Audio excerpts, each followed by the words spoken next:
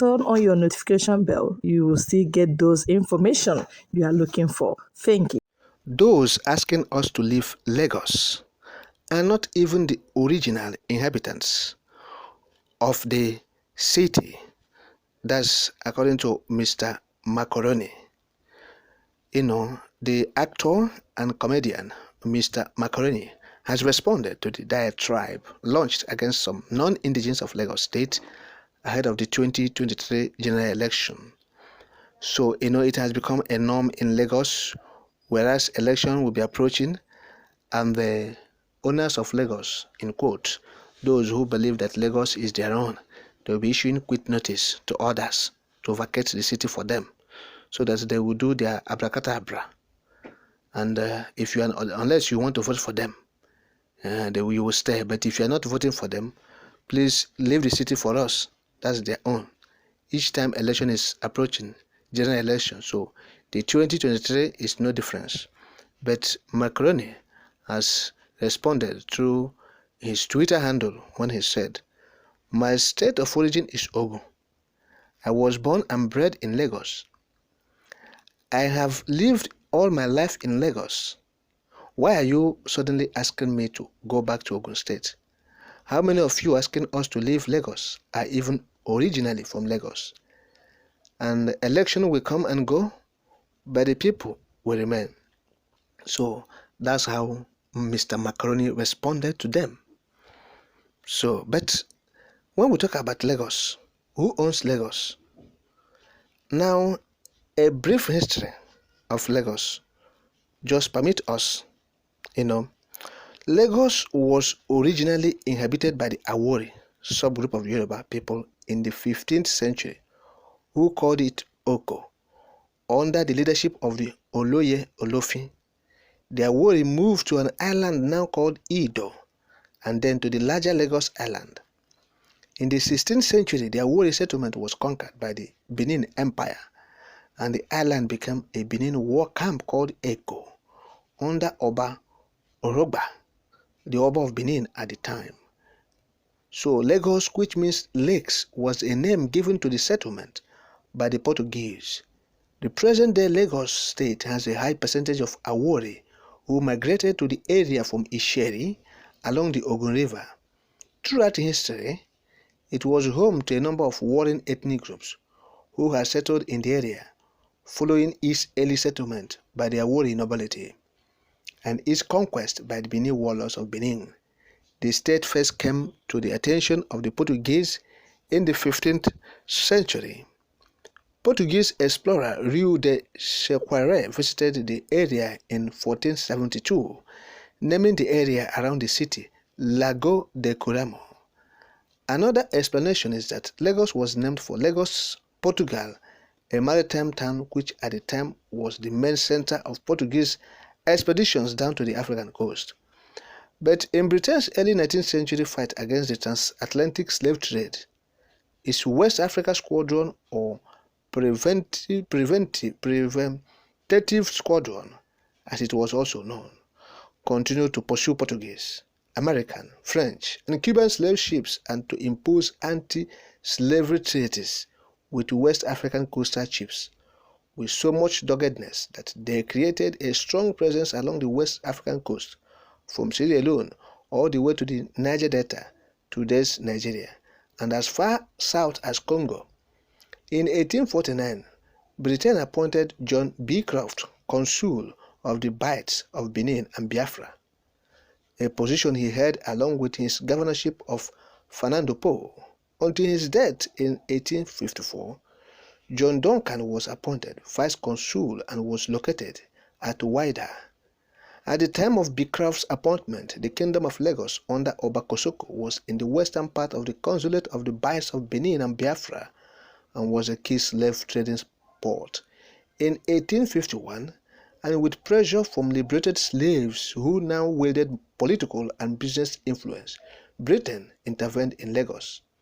What is now known as the bombardment of Lagos or capture of Lagos, resulting in the installation of Oba Akitoye and the ouster of Oba Kosoko, who signed treaty between Great Britain and Lagos. January 1, 1852, The signing of the 1852 treaty ushered in the consular period in Lagos history, wherein Britain provided military protection to Lagos.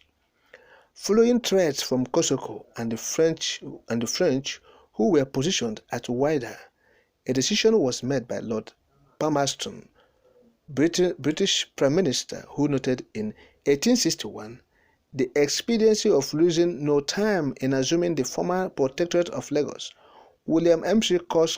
Coscroy, the acting consul in Lagos with Commander Bedingfield, convened a meeting with Oba Dosumu on July 30, 1861, aboard HMS Prometheus, where Britain's intent was explained and a response to the terms were required by August 1861. Dosumu resisted the terms of the treaty, but under the threat to unleash violence on Lagos by Commander Bedingfield, Dosumu relented and signed the Lagos Treaty of Cession on August 6, 1861.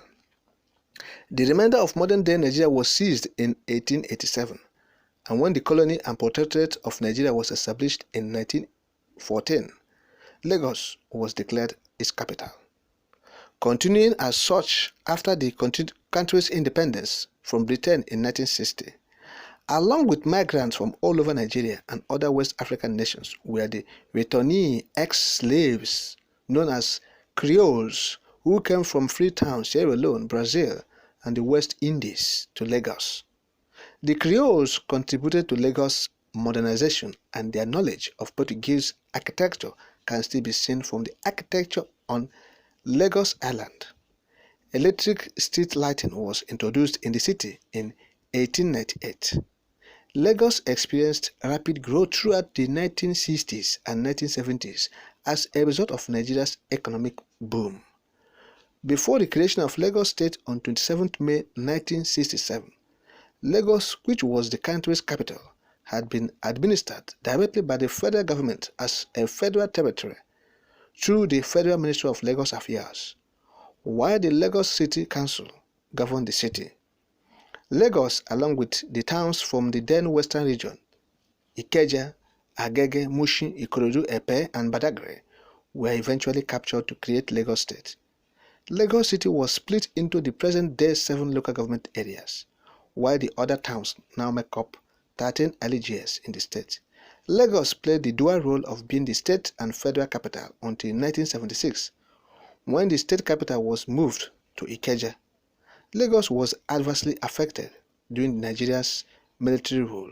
Also, on 12 December 1991, the seat of the federal government was also formally relocated to Abuja. However, Lagos still remains the financial center of the country and also grew to become the most populous conurbation in the country. So this is the brief history of Lagos, and that is it. So those who are claiming to be owners of Lagos, whereas they are from adjoining cities, or states like Osun, like Ogun and others, they should not, feel that Lagos is their own. After all, Lagos, we have seen it, is the capital of this country, Nigeria. Formerly, it was only in 1990 or thereabout that they moved it to Abuja. And so you cannot lay claim to a city that is not your own. From the history, you will see that when they say Lagos is no man's land, it's as simple as that. You have seen where people have coming from. The Creoles, their worry and everything. The modern Lagos is not even their worry. You have seen how it comes. Those people the former slaves or ex-slaves, they came to Lagos to develop Lagos. So even the architectural designs, the street lighting, when somebody will say Miloko, that I developed Lagos, the modern Lagos is not even developed by him. We have seen it. So Lagos has been developed by people who came from all these places and as a federal capital city or territory. So when they say leave Lagos, then we say give us referendum, or leave Lagos. Bring referendum and you take the Lagos. Let us have referendum.